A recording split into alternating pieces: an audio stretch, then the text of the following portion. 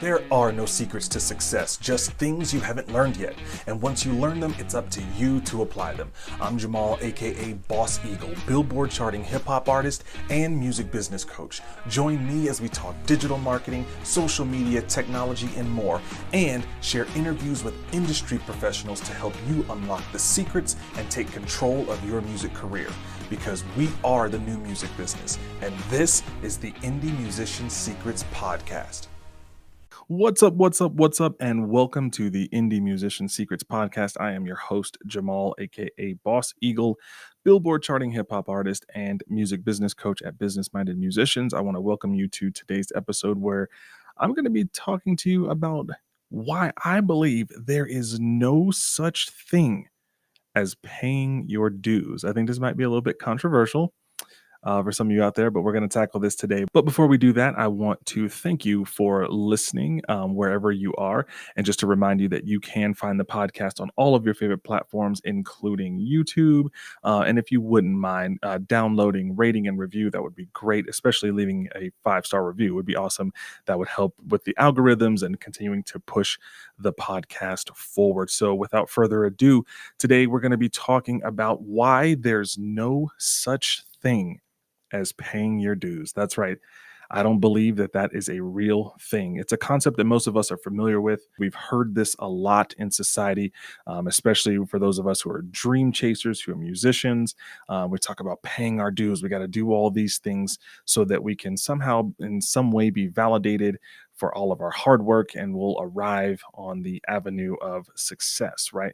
But the reality is, this is just another cute little euphemism like luck. I don't believe in luck. I think luck is too subjective. But when we're talking about, pursuing a dream, pursuing music, this concept just doesn't apply. These types of euphemisms, they don't actually work. And I want to talk about this topic because I feel like it might be actually hurting some of you out there as you are pursuing your music career. We can't rely on these notions, right, to kind of try to make sense of our pursuit and what we're trying to do. We actually have to look at these things more objectively. And I know that sometimes that's difficult to do, to see something like art, which is so subjective from a pragmatic standpoint, but really we can see the science in the arts. And I'm going to share with you 4 reasons why I think there is no such thing as paying dues, and we're going to dive in right now. Number 1 is that dues have a fixed amount. If you look at certain dues that we're used to seeing, right, the amount is the same every month,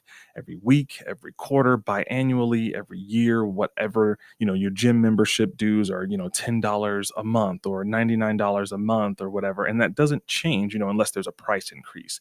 But it's not a variable cost, right? It's the same amount every time you pay those dues. But when we're talking about dreams, when we're talking about pursuing your music career, there is no fixed amount of dues that you can pay. There's no certain amount of live streams you can do. There's no amount of gigs that you can do. There's no amount of selling CDs out of the trunk of your car. There's no amount of those things that you can do consistently to pay your dues somehow. And that's why this doesn't really make sense. When we do talk about dues, we're talking about an amount. We're talking about a fixed amount that is paid. Go to, any country club, in your area, go to their website and look at their membership page. The dues are a fixed amount. It could be a pool membership to a professional organization. It really doesn't matter. The amount is going to be the same. And we can't apply that to pursuing a music career because there isn't an amount. There isn't a fixed amount that applies when we're driving down this music journey road, okay? The second reason why I don't think we can really look at paying dues when we're pursuing a music career is that because dues have a fixed time frame. Go back to the gym membership model, right? The same amount is due every month. You have to pay the same amount every month. There's a frequency to it. It's due on the 5th or the 15th or the 21st, whenever that is.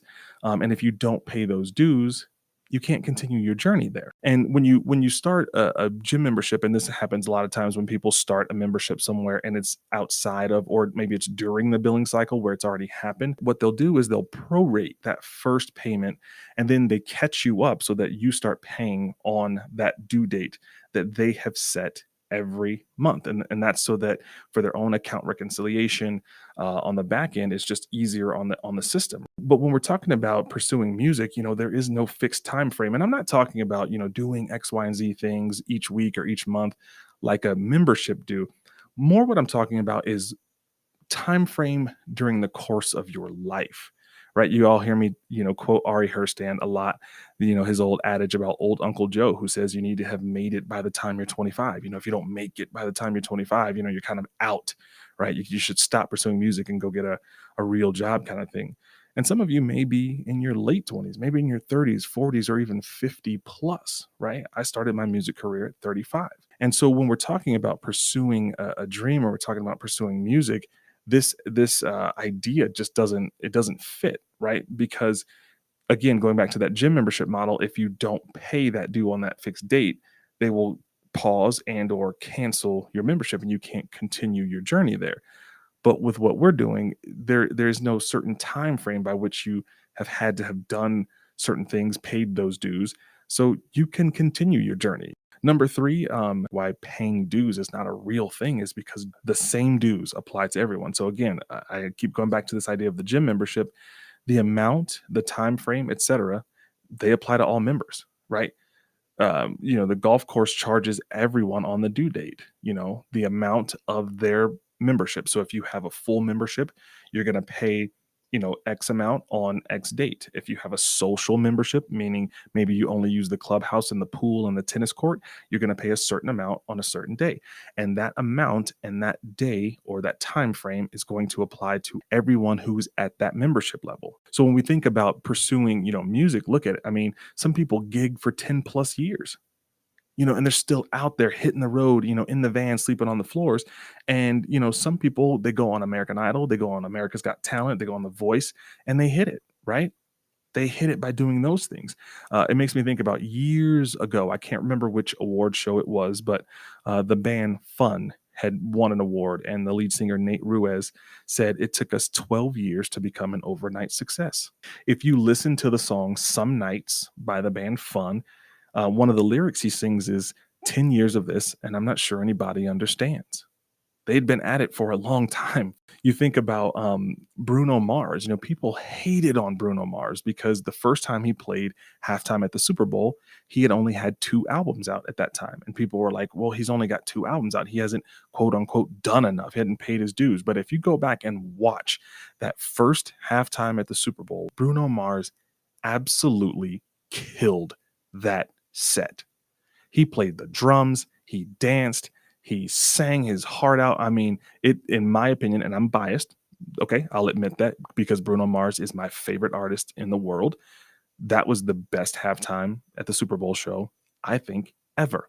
You think about Carrie Underwood. How many of you all ever saw Carrie Underwood before American Idol? Unless you were from Chakota, Oklahoma, you probably didn't know she even existed. And when she auditioned for American Idol, Simon Cowell was not sold on her. He actually didn't let her pass through. She got passed through by the other judges. And then she ends up not only winning American Idol, but I think arguably, and you could argue Kelly Clarkson, but between her and Kelly Clarkson are the 2 most successful American Idol winners ever. And I would even say Carrie Underwood is probably the most successful American Idol winner ever. And she's one of the most successful country artists and artists in general. But I didn't even know she existed before American Idol. And that's the problem with when we're talking about paying dues is, remember, dues apply to everyone. Everyone would have had to done the same thing. Everyone would have to been gigging for 10 years or doing X, Y, and Z. And that's just not the case. Those dues and those time frames, they don't apply across the board. Not when we're talking about pursuing music. When we're talking about dues that you pay to your pool, your local pool, yeah, those dues apply to everyone on the same time frame. And lastly, number 4, and this one is, I think, the kicker. This is the one that really kind of drives it home, and it's that dues are arranged by and overseen by an entity. Go back to the gym membership. It's the gym that decides how much you pay. It's the gym that decides when you pay. It's the gym that oversees everyone's bank account and or credit card that they're going to pull the money from. And if you don't abide by those rules, you can no longer continue your journey there. There's no one entity that we all pay, dues to. It doesn't make sense. We don't all go audition for American Idol. We don't all go on America's Got Talent. We don't all spend 10 years gigging. There's some people that don't even gig at all. When you look at, especially in these last couple of years with live streaming, right? Some bands make a killing. There's a band that I read about recently called Abney Park, Abney, Abney Park. They make $250,000 a year live streaming. Now you might think, oh man, they're doing, 95 shows a month and all this stuff. Nope. They do one a month, one show a month they were doing. They started during COVID, like a lot of other people did, and made 250K live streaming. There's some people, some bands who go on live streaming multiple times a week and maybe make a few $100. And I'm not balking at that. I'd take a few $100 live streaming any day. But do you see what I mean? You have people that are live streaming. You have other people who are selling CDs, like Michael Walker, who some of you all have heard about what he and his band did. I think there were, I don't know, 6 of them or something. They split up in twos. Each took a part of the country. And what they did is they would go out to shows of bands who sounded like them. They would go down the lines when people were waiting in line to get into the venue. And they would have a pair of headphones. They would let people listen to their music and they would sell CDs right there in line. That's the way they did it. You have people who, like I said, who are live streaming. You have people who are playing gigs. You have people who play corporate events, festivals. You have some people who never play live at all. You have people who make a killing through streaming. Like there's a hip hop artist by the name of Lucidius, whose streaming class I've actually taken. It's a great course.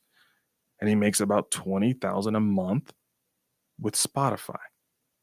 See, the reality is that there's no one entity. It's not the live streaming platforms. It's not the live venues. It's not the CD manufacturers. There's no one entity when it comes to this. That's why paying dues doesn't really apply when we're talking about musicians, because there's so many ways to do it, so many avenues, and we all don't have to go down the same path. We all don't have to find our success in the same way.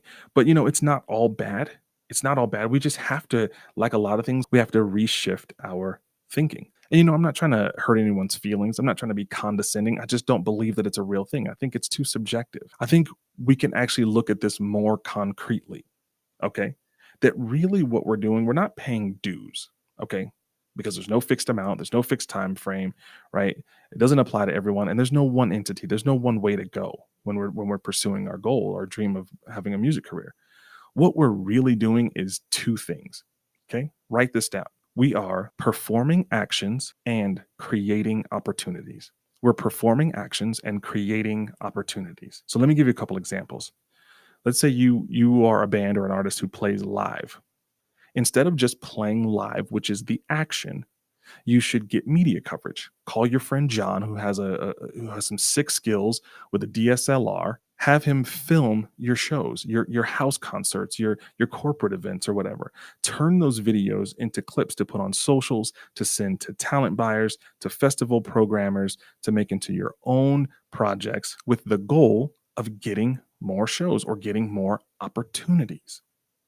If you're selling CDs, right? Let's take that for example, because I know a lot of us probably still have some CDs sitting around. Instead of just selling that CD for $10, put a sticker on it. Put a sticker on it. You can have custom stickers made, or you can just honestly buy some labels at Walmart and put a QR code on it. Stick that QR code, that sticker on the front of it that takes the person to your website, where they can now get a freebie. They can sign up for your list or whatever, and you can send them anywhere. You could send them to YouTube, you could send them to your Spotify, but I would suggest, sending them to your website where you have your Facebook pixel set up and then you're running retargeting ads. But that's a whole other tech conversation another time. But do you see where I'm going with that? You're not just doing the action of selling the CD to get $10, you're selling the CD to create another opportunity, an opportunity for those people to get more into your world. So the more actions we take, ideally, the more opportunities we create. But we have to be focused on 2 to 3 steps beyond the action and not just the action itself. We can't just think, I'm going to play this gig and then get paid $150 and then move on. No, we need to create more opportunities. So I hope this frees some of you. I hope it frees you from feeling like you're kind of trapped in this subjective whirlpool of due paying, not ever knowing, how much will it take? How much can I do? When will it be enough? You're comparing yourself to others because the same rules aren't applying. This person, got famous already and I've been doing this for 15 years, and then worried about, what entity out there is finally going to recognize and reward you for all your efforts. Is it going to be the live streaming site that finally puts you above everyone else and shows all your stuff? Is it finally going to be Instagram who's going to send your next Instagram live to everyone who's on the platform at the time? Is it that venue? No. That's why we can't think about it like we're paying dues like any other thing we pay dues to. We're just performing actions and creating opportunities. We have to remember that success is not guaranteed, but I put quotes around success. It has to be defined by the individual. My idea of success may not be your idea of success and vice versa. So your action item for this episode is I want you to get out of the mindset of paying dues. And instead, let's deploy some TNT, like some dynamite, right? TNT, which is your truth and your tribe. So what I want you to do first is I want you to find your truth. I want you to really hone in on your truth, your brand, your message, your sound. What is true, unique, etc. about you, including who do you sound like? You need to identify those things. You need to identify what makes up your brand. And that does include similar artists or artists that you sound like.